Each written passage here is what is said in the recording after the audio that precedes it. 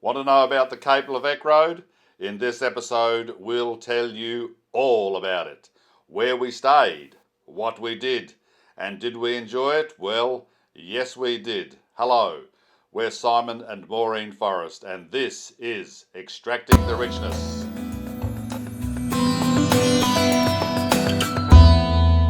It's Monday afternoon. Now, this morning we left Banana Well campsite, which was a lovely campsite.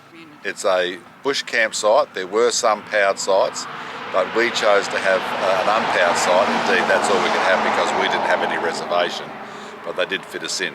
There's plenty of space, but they do have a policy of letting every camper have plenty of space, so it's not a very crowded campsite. It's run by a guy called Eddie Bird, who was just a delightful bloke, and he and his offsider Murray keep all the amenities sparkling clean and are very hospitable people. So that was a great campsite. Taken the track from Banana Well to supposedly a creek.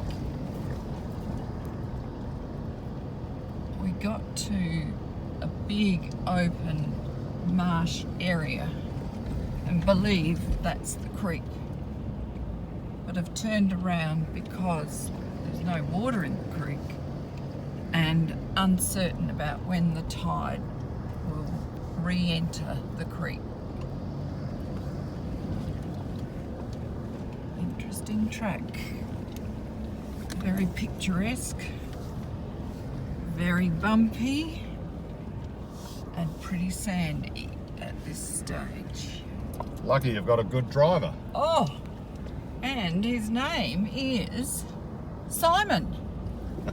And he's 1 year older, so he's even better at it. We are back at Xander's having a drink and just checking out the dinner menu, because on the 2nd of July it's a very special person's birthday, aka me. Yeah, I wasn't very good when I was 72, but now that I'm 73, I'm really good. That extra year's experience is everything. Apparently water can flood right in here, and it costs $450 to be pulled out if you get bogged.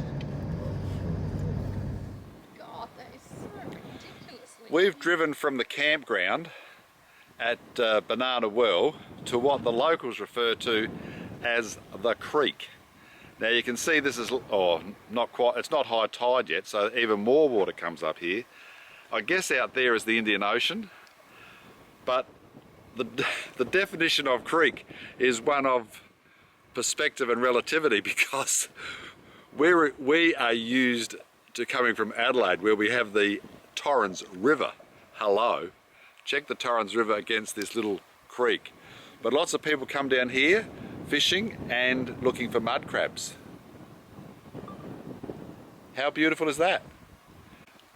What's quite amazing about this place, this creek so to speak, and I hope you can get some perspective, but the tide when it comes in is going to come up over these black rocks in front of me, this black little ledge, and across to where the grey rocks meet the white rocks roughly. You can see the high water mark.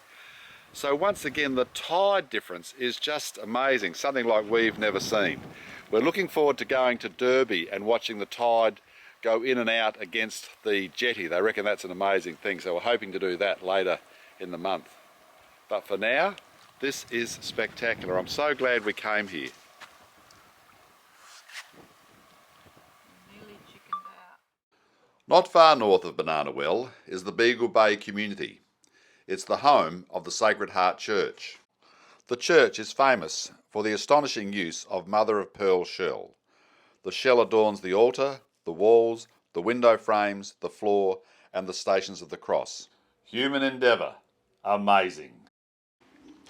We drive to One Arm Point. We are now on the very northwestern tip of Western Australia. A sad realisation strikes me as we leave One Arm Point, and I'll mention that in a moment. But we are at the home of the Ardaloon Trochus Hatchery and Agricultural Centre. It's at the very tip of the Dampier Peninsula. It's more aquaculture centre than Trochus Hatchery.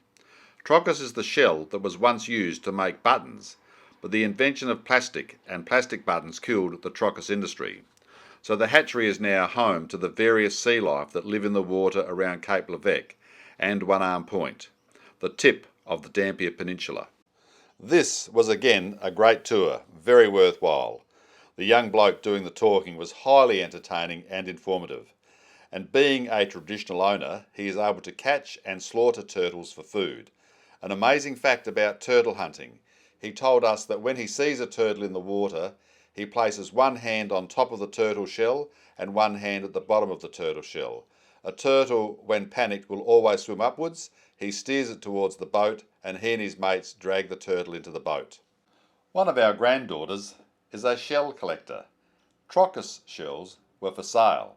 Enough said. Well, I've just realised as we leave the Trochus Hatchery, which is the most northern point on the Dampier Peninsula, that really is the turnaround point for this travel, because we are now basically going to be travelling south and then east and then south again. We're on our way home, even though we won't be home for a month.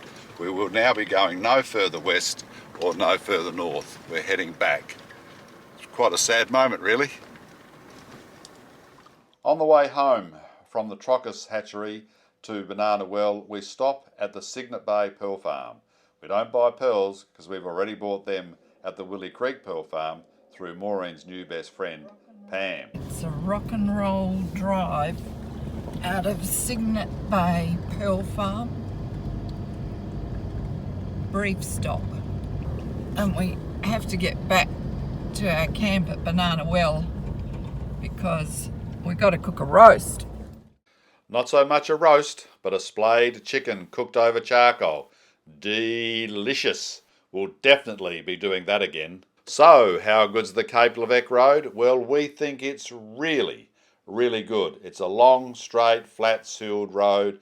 Lots to see, lots to do, great people to meet, water everywhere, campsites to the east of it, campsites to the west of it. We'd do it again in a heartbeat. Join us in the next episode as we head south towards Broome onto the Great Northern Highway and then towards Fitzroy Crossing. Thanks for watching.